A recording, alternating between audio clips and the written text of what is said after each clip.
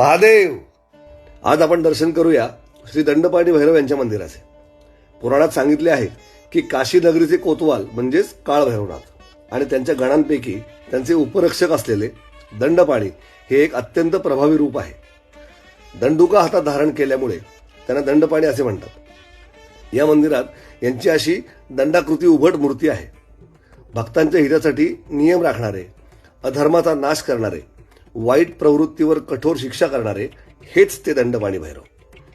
काशीमध्ये येणाऱ्या मृत्यू पश्चात त्या व्यक्तीच्या कर्मांनुसार यातना स्तंभावर यातना देण्याचे कार्य यांच्याच आधिपत्याखाली होते. स्थानिक लोक सांगतात की जिवंतपणीच आपण दंडपाणी भैरवांची आराधना केल्याने भक्तांच्या जीवनातील पापबद्धता दूर होते. भक्तांच्या आयुष्यातून भीती, राग आणि नकारात्मकता दूर होते.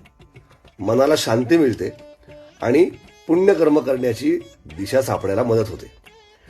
काशी यात्रेचे एक महत्त्वाचे अंग म्हणजे येथील भैरव परिवाराचे दर्शन घेणे. इथे आपल्याला अष्टभैरव यात्रा, 64 भैरव यात्रा अशा देखील यात्रा करता येतात. दंडपाणी भैरवांचे दर्शन केल्याशिवाय काशी यात्रा पूर्णत्वास जात नाही. असे हे अद्भुत महत्त्व असलेले मंदिर काळ भैरव मंदिराच्या अगदी शेजारच्या गल्लीमध्ये आहे. हीच तर काशीची खासियत आहे की इथे देव केवळ पूजेसाठी नाही तर आपल्या जीवनाला आधार देण्यासाठी आहेत. व्हिडिओ कसा वाटला हे नक्की सांगा, कमेंट करा, शेअर करा आणि अशा माहितीपूर्ण व्हिडिओसाठी आपल्या टुरिफिकच्या इंस्टाग्राम आणि यूट्यूब चॅनलला नक्की फॉलो करा. धन्यवाद.